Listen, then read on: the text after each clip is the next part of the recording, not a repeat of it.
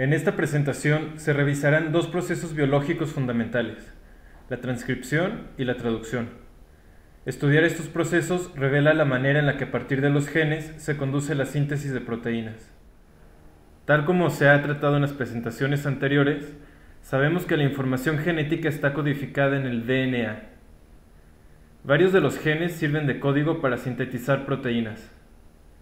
La variedad en estructuras y funciones de las proteínas las hacen uno de los efectores más importantes en los que se basa el funcionamiento de las células. Según el organismo del que se trate, en el DNA hay un número pequeño de copias de un gen, 1, 2, 4.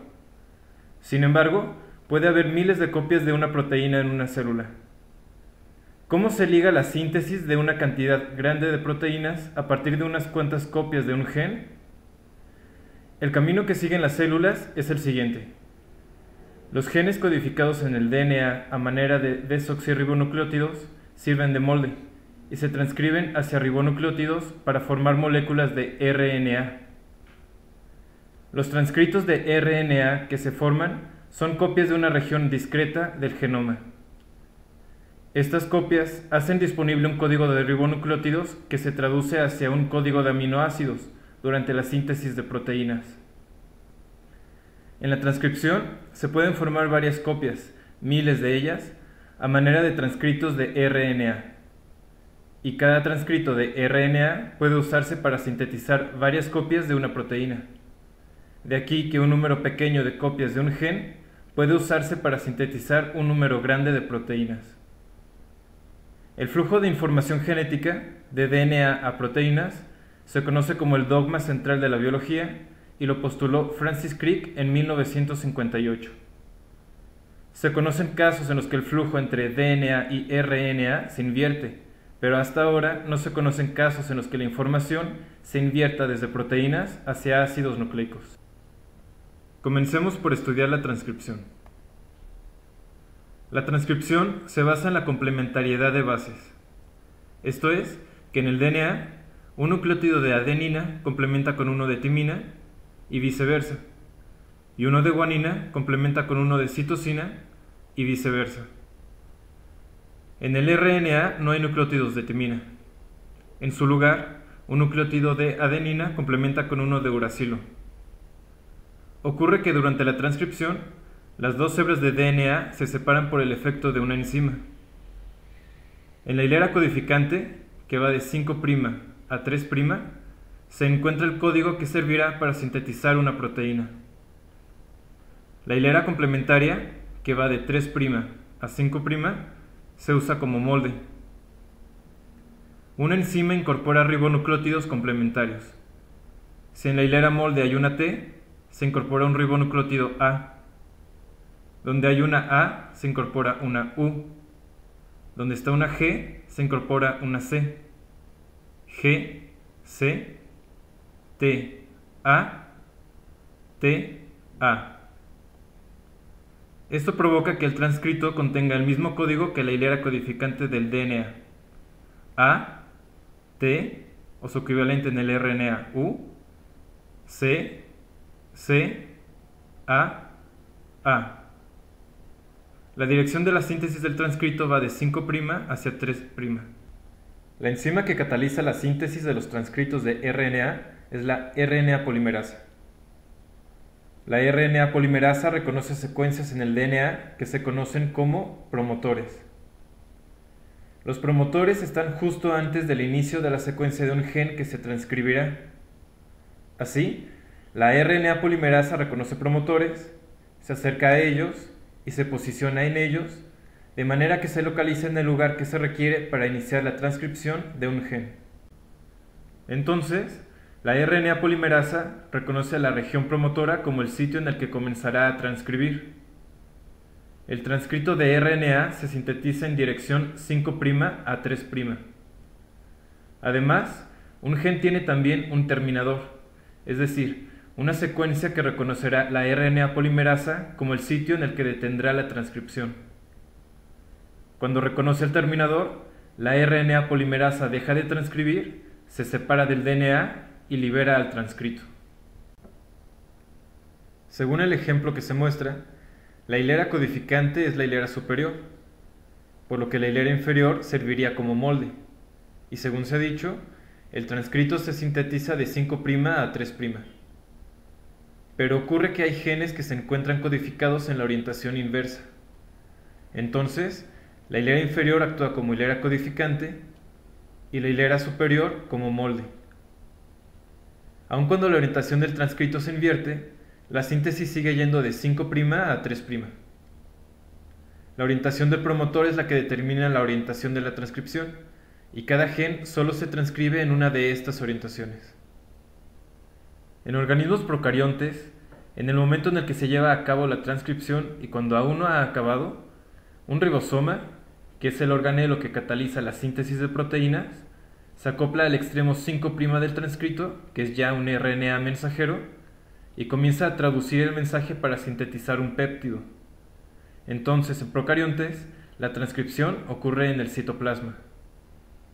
El RNA mensajero de un procariota sirve de código para sintetizar más de una proteína. El RNA mensajero del esquema codifica para 3 proteínas distintas.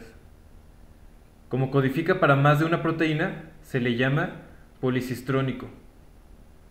En eucariontes, un RNA mensajero codifica solo para una proteína. Se le llama monocistrónico. Además, los RNA mensajeros eucariotas tienen modificaciones que no tienen los de procariotas. En el extremo 5' tiene añadido un nucleótido de guanina metilada que se conoce como capuchón. En el extremo 3' tiene repeticiones de hasta cientos de nucleótidos de adenina que se conoce como cola poly-A. En eucariontes, la transcripción ocurre en el núcleo. La RNA polimerasa toma al DNA como molde para sintetizar un transcrito de RNA que se conoce como pre-RNA mensajero. Este pre-mRNA es procesado y se añade el capuchón y la cola poly-A para llegar a ser un RNA mensajero. El RNA mensajero se exporta hacia el citoplasma. Entonces se acopla a un ribosoma y actúa como código para la síntesis de una proteína.